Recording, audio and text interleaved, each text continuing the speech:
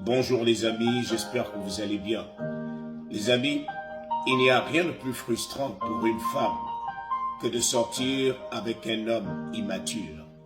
Vous savez, les hommes immatures, ça court les rues. Ce sont ces enfants-là coincés dans des corps adultes. Ok?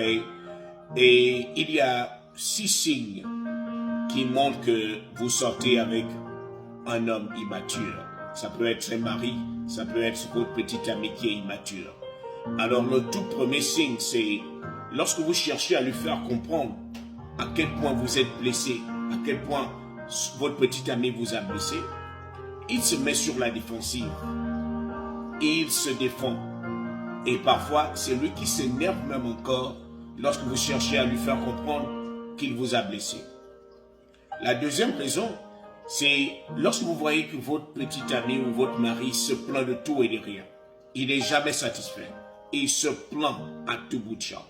Il se plaint du gouvernement, il se plaint de sa vie, il se plaint des voisins, il se plaint des parents.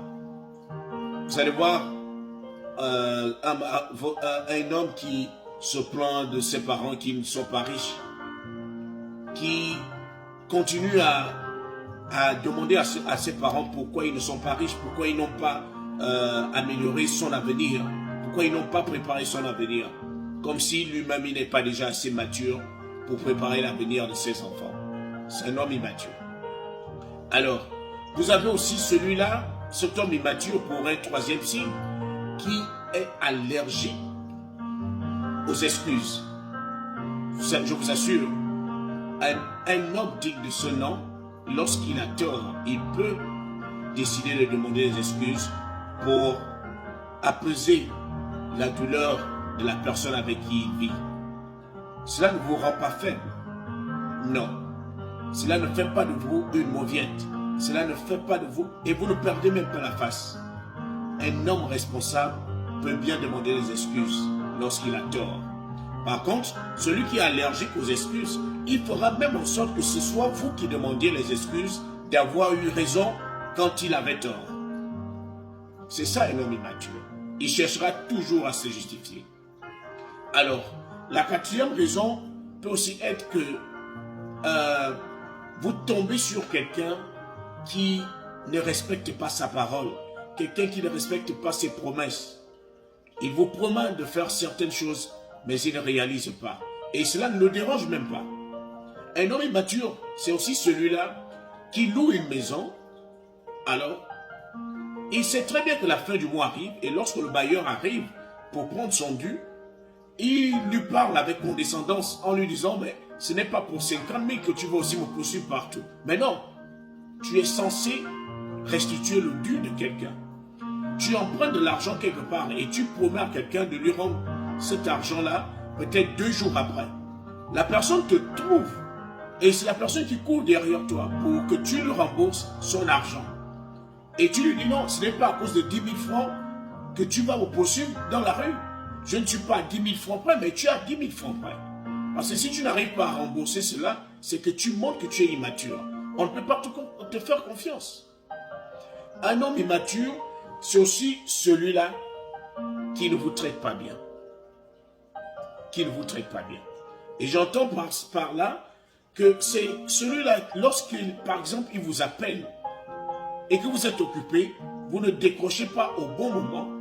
Le gars, quand il raccroche, il vous bloque partout. Il vous bloque sur les réseaux sociaux. Il fait en sorte qu'il ne soit pas joignable. C'est de l'immaturité. Parce que lorsque vous avez un problème, lorsque tu remarques quelque chose, tu fais asseoir ton partenaire ou ta partenaire pour que vous parliez. Maintenant, si vous ne vous entendez pas après, c'est une chose.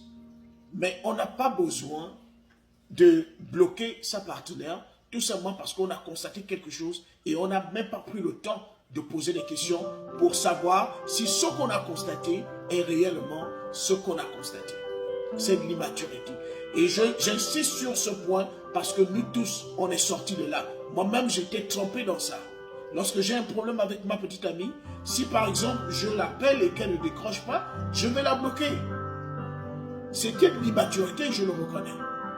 Je le reconnais et ça m'a énormément aidé de l'avoir reconnu et d'avoir commencé à travailler sur cela pour dire je ne peux pas continuer à fuir mes problèmes.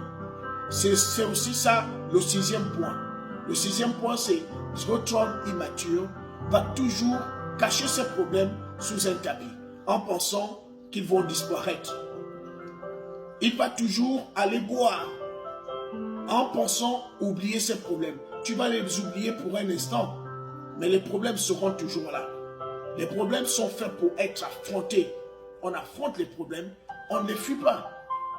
Ce n'est pas en fuyant les problèmes qu'ils vont disparaître. Ils seront toujours là. Et parfois, ils vont même encore être plus nombreux. Parce que un petit problème que vous auriez pu résoudre se transforme en 2 problèmes, 3 problèmes. Parce que les problèmes n'en manquent pas. C'est planifié, la vie est comme ça. Ne pensez pas que vous êtes le seul à passer par les problèmes. Nous tous, nous connaissons les problèmes. Maintenant, c'est la réaction qu'on affiche, c'est le comportement qu'on affiche lorsqu'on est en problème. Et c'est là où on voit si on a affaire à un homme mature ou immature. Les amis, dans la prochaine vidéo, on parlera des femmes immatures. N'oubliez pas de vous abonner, de partager et de toujours aller donner de la force à la plateforme sur Facebook, Mentor Navigateur. C'est le général.